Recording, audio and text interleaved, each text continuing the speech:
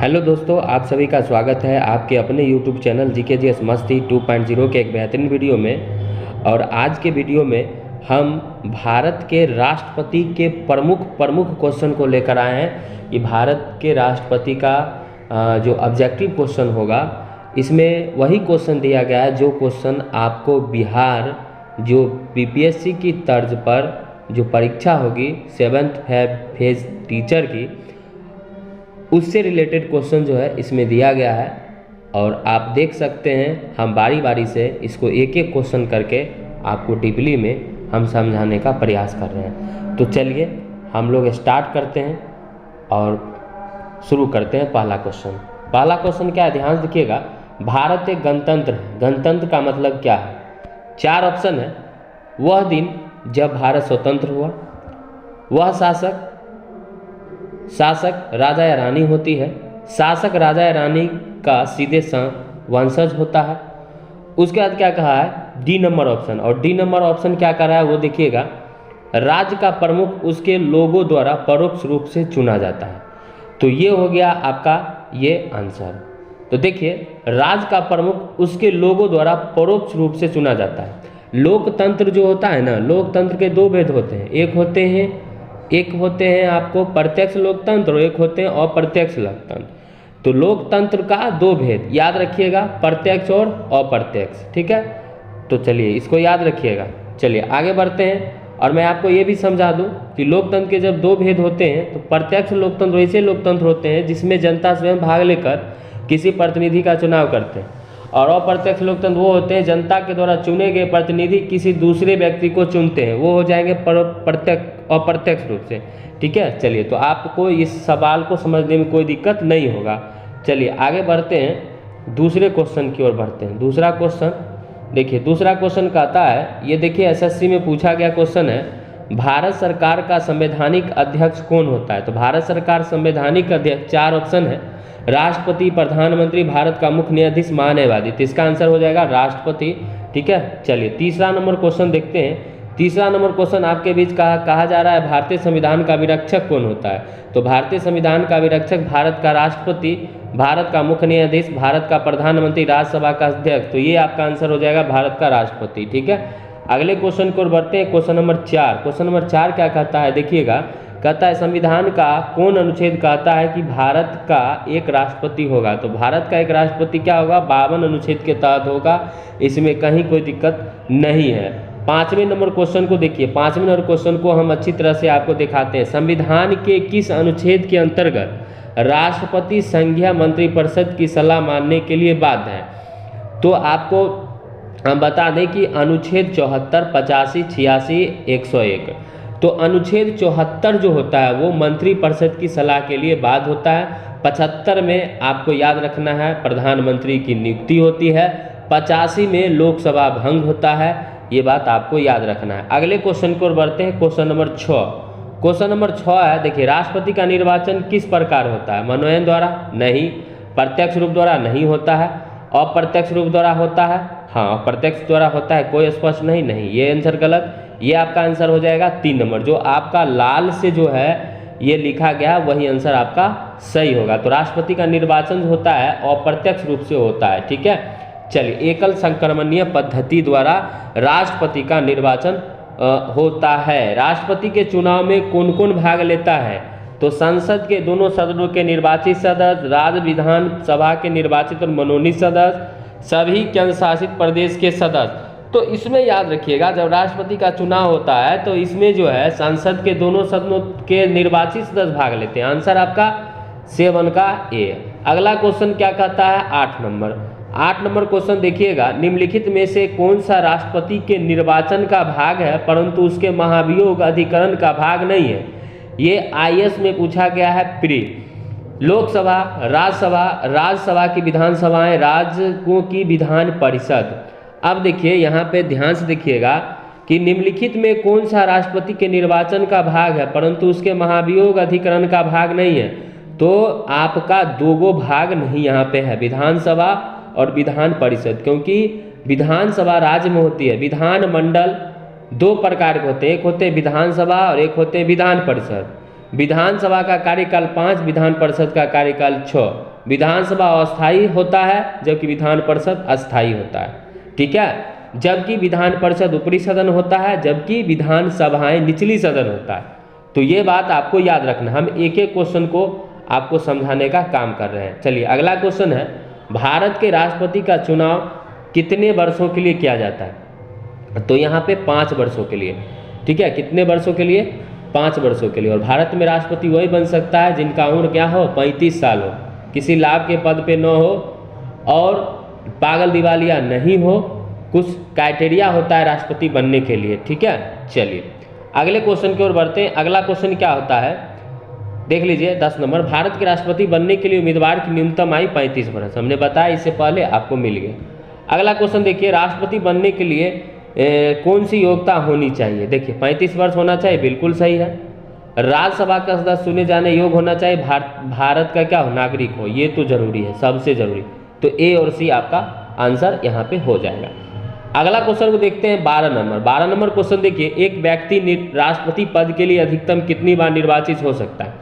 देखिए हमारा भारत है ये और भारत में कोई भी व्यक्ति चाहे ना जितनी बार मंत्री बन सके, विधायक बन सके, राष्ट्रपति बन सके। तो यहाँ पे कोई स्पष्ट प्रावधान नहीं है, इसको याद रखना है, ठीक है। अगर आप जाते हैं, आप जानिए यूएसए के बारे में, अमेरिका के बारे में। अगर हम बात करें अमेरिका के बारे में, तो अमेरिका का जो है ना, वहाँ का 4 साल के लिए होता है चुनाव, 4 साल पर होता है चुनाव अमेरिका में। और अमेरिका में क्या होता है, कोई भी व्यक्ति 2 बार से ज़्यादा नहीं बन सकता। लेकिन हमारे भारत में इसकी कोई बाध्यता नहीं है, अच्छी तरह समझिए। और अमेरिका में प्रधानमंत्री नहीं, वहाँ राष्ट्रपति जी का ही चुनाव होता है। तो ये बात बिल्कुल आपको याद रखना है, ठीक है। चलिए अगला क्वेश्चन क्या कहता है वो देखिएगा, भारत के राष्ट्रपति को पद एवं गोपनीयता की शपथ कौन दिलाता है? तो भारत के राष्ट्रपति की पद और गोपनीयता की शपथ जो दिलवाता है वो भारत के मुख्य न्यायाधीश द्वारा दिलवाया जाता है। ये बात आपको याद रखना है। अगले क्वेश्चन 14 नंबर, राष्ट्रपति का पद किस तरीके से खाली हो सकता है? कार्यकाल समाप्त होने पर तो हो ही जाता है, त्याग पद देने पर वो भी हो सकता है, सिर्फ महाभियोग शुरू होने से नहीं। हम जानते हैं कि अनुच्छेद 61 के तहत महाभियोग लगता है।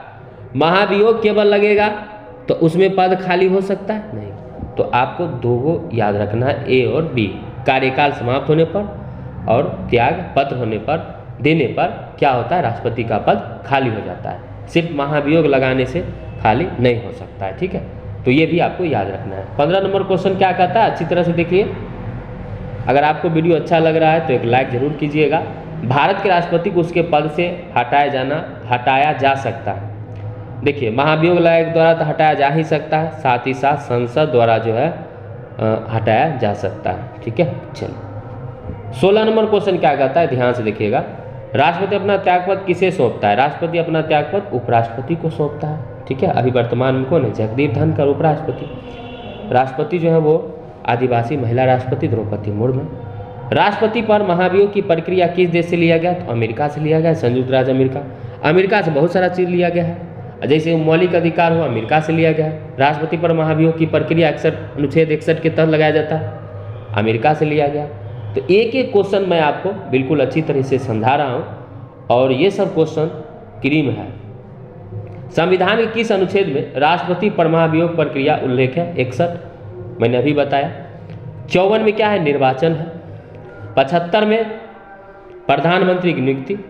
तो सब चीज़ आपको याद रखना है, ठीक है।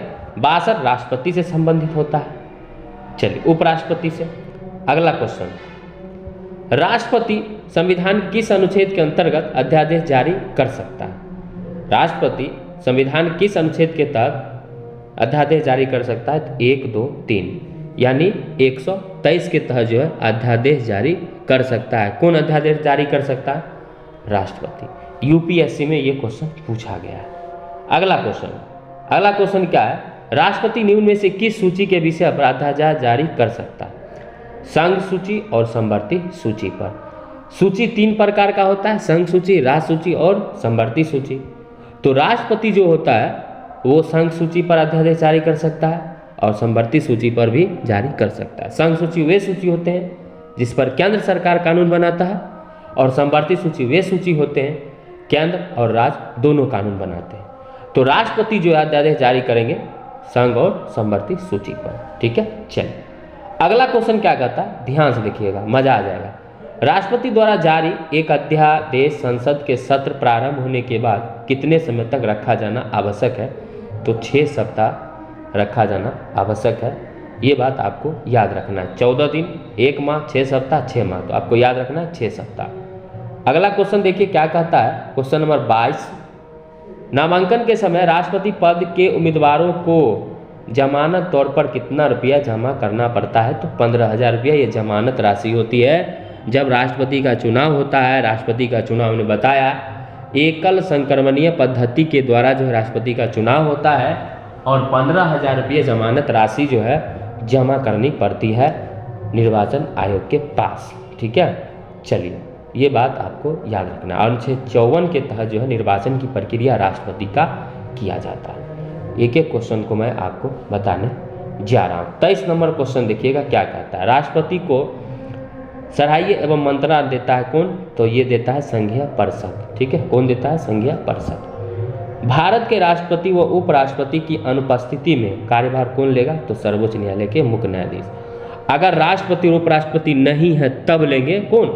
सर्वोच्च न्यायालय के जो न्यायाधीश होंगे, मुख्य न्यायाधीश होंगे, वो लेंगे कार्यभार, लेकिन ज़्यादा दिनों तक नहीं, ये बात याद रखिएगा। ठीक है, चलिए अगला क्वेश्चन देखते हैं। राष्ट्रपति लोकसभा को भंग कर सकता है किसकी सलाह पर? प्रधानमंत्री की सलाह पर। कितने अनुच्छेद के तहत? तो 85 के तहत लोकसभा भंग होगा। कितना अनुच्छेद? 85, हमने लिख दिया। चलिए अगले क्वेश्चन की ओर बढ़ते हैं। अगला क्वेश्चन है 26 यानी 26 नंबर। यदि भारतीय उपराष्ट्रपति अपना अपना पद त्याग करने का निर्णय लेता है तो वो अपना त्याग पद किसे देगा? तो राष्ट्रपति को देगा। ये तो सिंपल है, आरआरबी में पूछा है क्वेश्चन। चलिए 27 नंबर क्वेश्चन देखिएगा। राष्ट्रपति राज्यपाल की नियुक्ति में किसकी सलाह लेता है? तो राष्ट्रपति जो है राज्यपाल की नियुक्ति में प्रधानमंत्री की सलाह लेता है कि भाई किस राज्य में कौन से राज्यपाल को नियुक्त करना है। इसकी सलाह कौन देगा? प्रधानमंत्री देगा।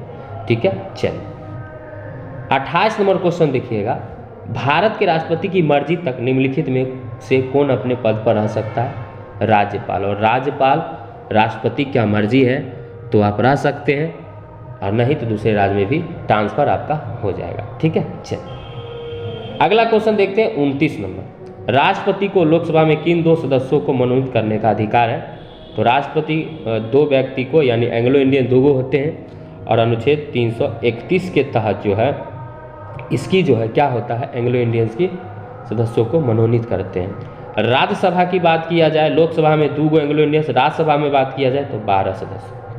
ठीक है, 30 नंबर क्वेश्चन देखते हैं शानदार तरीके से। राष्ट्रपति राज्यसभा के लिए कितने सदस्य को मनोनीत करता है? तो 12। ये बात आपको याद रखना है।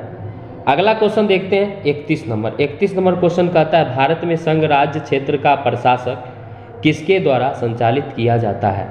तो राष्ट्रपति द्वारा जो है संचालित किया जाता है। भारत में संघ राज्य क्षेत्र का प्रशासक याद रखिएगा किसके द्वारा? राष्ट्रपति के द्वारा। ठीक है, चलिए क्योंकि देश का मालिक संवैधानिक प्रमुख राष्ट्रपति होता है, भले कार्यपालिका का प्रधान प्रधानमंत्री होता है, वास्तविक कार्यपालिका का प्रधान प्रधानमंत्री होता है। ठीक है, लेकिन प्रथम नागरिक का बात आए तो जितना पावर राष्ट्रपति का होगा उतना प्रधानमंत्री के पास नहीं होगा। 32 नंबर। अप्रत्याशित व्ययों की पूर्ति के लिए निम्नलिखित में से कौन भारत की आकस्मिक निधि से धन निकाल सकता है? तो राष्ट्रपति जो है क्या कर सकता है? धन निकाल सकता है। ठीक है, चलिए आकस्मिक निधि आपको पता होगा कि अनुच्छेद 200 है, क्या है? 267 अनुच्छेद के तहत जो है आकस्मिक निधि का प्रावधान है। ठीक है, याद रखिएगा। भारतीय सशस्त्र सेनाओं का सर्वोच्च कमांडर कौन होता है? राष्ट्रपति होता है। तीनों सेनाओं का प्रमुख राष्ट्रपति ही होता है, ये बात आपको याद रखना है। 34 नंबर क्वेश्चन कहता है राज्य में राष्ट्रपति शासन की घोषणा कौन करता है? तो राष्ट्रपति करता है अनुच्छेद 356 के तहत। 3 आपातकाल होता है, 356 में राष्ट्रपति शासन, 360 में वित्तीय आपात और 352 में राष्ट्रीय आपात होता है। राष्ट्रीय आपात हमारे भारत में 3 बार लगा है। कितनी बार लगा है? 3 बार। ठीक है, राष्ट्रीय आपात जो लगा है 352 अनुच्छेद के तहत 3 बार लगा है। समझ में आ गया? देखिए 3 तरह के आपातकाल हमारे भारत में लगते हैं। एक होता है 352 जो राष्ट्रीय आपात होता है। एक होता है 356 जो अभी हम लिख रहे हैं 356, ये राष्ट्रपति शासन।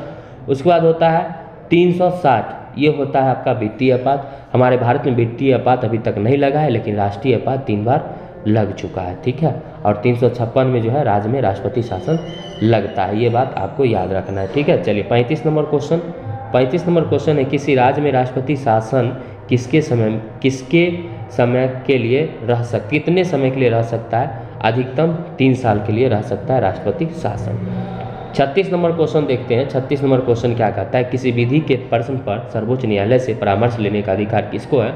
तो ये परामर्श राष्ट्रपति को है, ये आपको याद रखना है। 37 नंबर क्वेश्चन देखते हैं। 37 नंबर क्वेश्चन क्या कहता है? भारतीय संविधान का वह कौन सा अनुच्छेद राष्ट्रपति को उच्चतम न्यायालय से परामर्श करने की शक्ति प्रदान करता है? तो 143, ठीक है। ये परामर्श ले सकता है 143, याद रखिएगा, ठीक है। 143 एक याद रखना है आपको, 343 ये जो है ये आपका हो गया देवनागरिक लिपि 343 अनुच्छेद। और 143 में है राष्ट्रपति परामर्श ले सकता है किससे? तो उच्च न्यायालय के मुख्य न्यायाधीश से 143, ठीक है।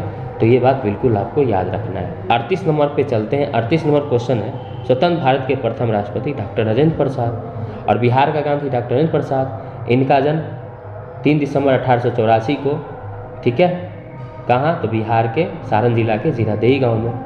39 नंबर क्वेश्चन देखते हैं, सबसे लंबे समय तक राष्ट्रपति रहे थे डॉक्टर राजेंद्र प्रसाद। चलिए अगला क्वेश्चन 40 नंबर क्वेश्चन है, भारत के राष्ट्रपति चुने जाने वाले प्रथम गैर कांग्रेसी उम्मीदवार बीबी गिरी थे, ठीक है। कौन थे? बीबी गिरी।